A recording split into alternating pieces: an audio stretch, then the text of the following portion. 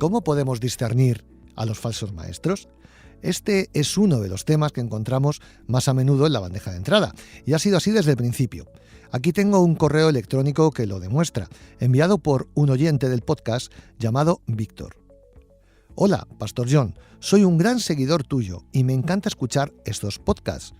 La serie John Piper Responde realmente me ha ayudado a crecer en mi fe y en mis convicciones.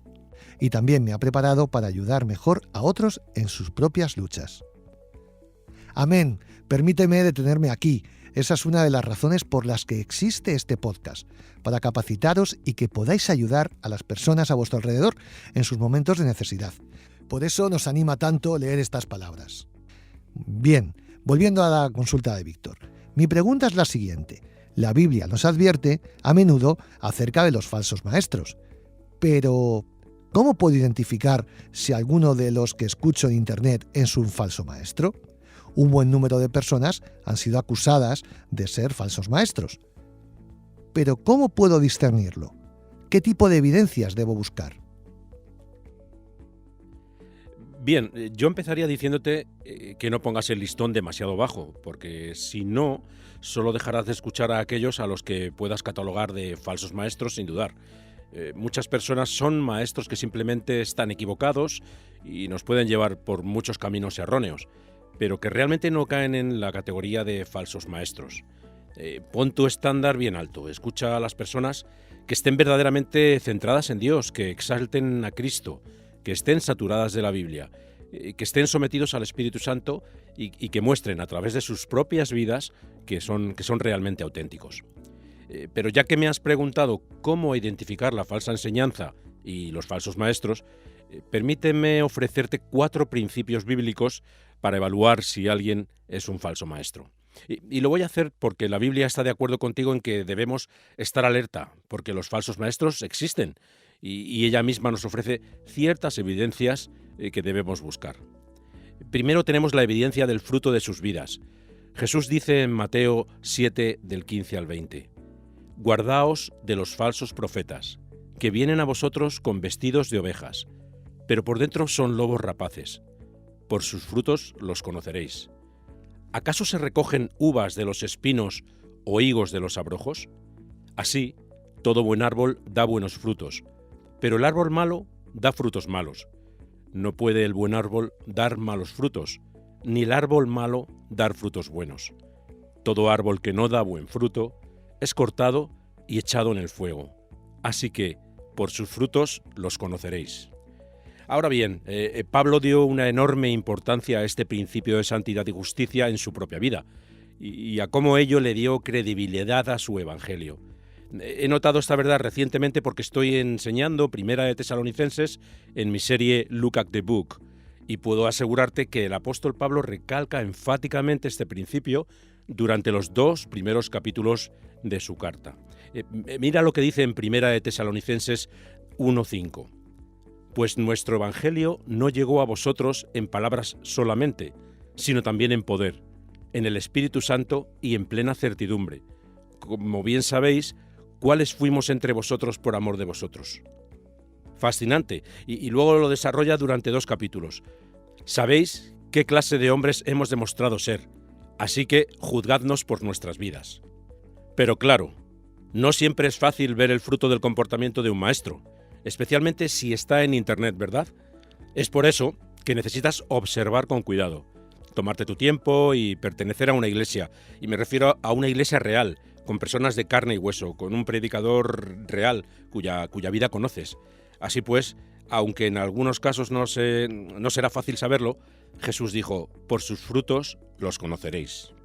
En segundo lugar, tenemos la evidencia de la sana doctrina, la que es esencial, por ejemplo, la doctrina de la encarnación. Dice el apóstol en Primera de Juan 4, del 1 al 3. Amados, no creáis a todo espíritu, sino probad los espíritus si son de Dios, porque muchos falsos profetas han salido por el mundo. En esto, conoced al Espíritu de Dios. Todo espíritu que confiesa que Jesucristo ha venido en carne es de Dios, y todo espíritu que no confiesa que Jesucristo ha venido en carne no es de Dios. En otras palabras, si alguien niega que Jesucristo es el Dios hombre, Dios venido en carne es un falso maestro o un falso profeta. Juan no quiere decir que si entiendes correctamente la encarnación no vas a cometer otros errores que sean graves. No es eso lo que está diciendo. Simplemente estaba tratando con este tema en particular en esa iglesia y considerando dicho tema, confesar que Cristo había venido en la carne significaba que estabas hablando de verdad, la verdad de Dios. Esto lo debía tener claro la iglesia y ese era el asunto que tenía que entender correctamente. Pablo también recalcó que la doctrina es muy importante, lo que sería la evidencia doctrinal, en 1 Timoteo 6, 3 y 4. Si alguno enseña otra cosa y no se conforma a las sanas palabras de nuestro Señor Jesucristo y a la doctrina que es conforme a la piedad, está envanecido, nada sabe, y delira acerca de cuestiones y contiendas de palabras. Dicho de otra manera, necesitamos medir las doctrinas que se nos enseñan por las sanas palabras de nuestro Señor Jesucristo y por cómo afectan a la piedad. Esa es la evidencia número 2, la doctrina, la sana doctrina. En tercer lugar, tenemos la evidencia de la sumisión a las Escrituras. Pablo dijo en 1 Corintios 14, 37-38, si alguno piensa que es profeta o espiritual, reconozca que lo que os escribo es mandamiento del Señor. Pero si alguno no reconoce esto, él no es reconocido. Esto es sorprendente. La autoridad de los apóstoles debe ser sometida a las Escrituras. Si no, es un falso maestro, no es reconocido. Juan lo dijo de manera parecida en 1 de Juan 4:6. Nosotros somos de Dios. El que conoce a Dios nos oye. El que no es de Dios no nos oye. En esto conocemos el espíritu de verdad y el espíritu de error.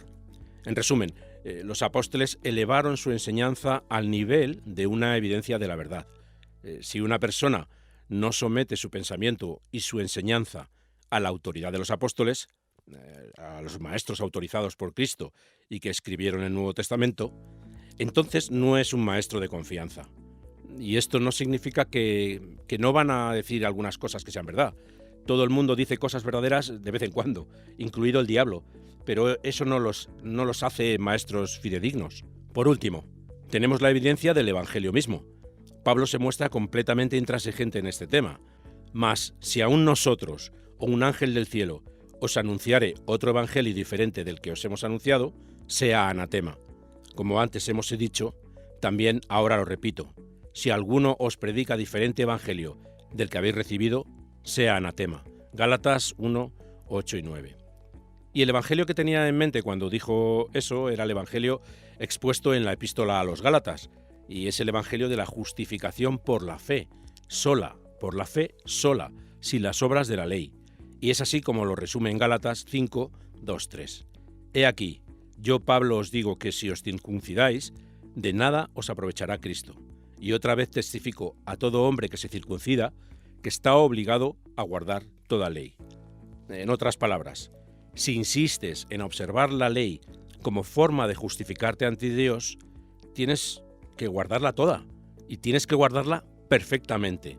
Por eso el apóstol Pablo termina con esa terrible advertencia: de Cristo os desligasteis los que por la ley os justificáis, de la gracia habéis caído. Gálatas 5:4. Así que tienes por lo menos 4 evidencias bíblicas para detectar la falsa enseñanza: la evidencia del fruto de la conducta, la evidencia de la sana doctrina, la evidencia de la sumisión a las Escrituras y la evidencia de la enseñanza del Evangelio puro de la justificación por la fe. Y terminaría simplemente recordando que la mejor manera de protegernos de los falsos maestros es ser parte de una iglesia sana que predica la Biblia y estar saturados de la Biblia en oración todos los días.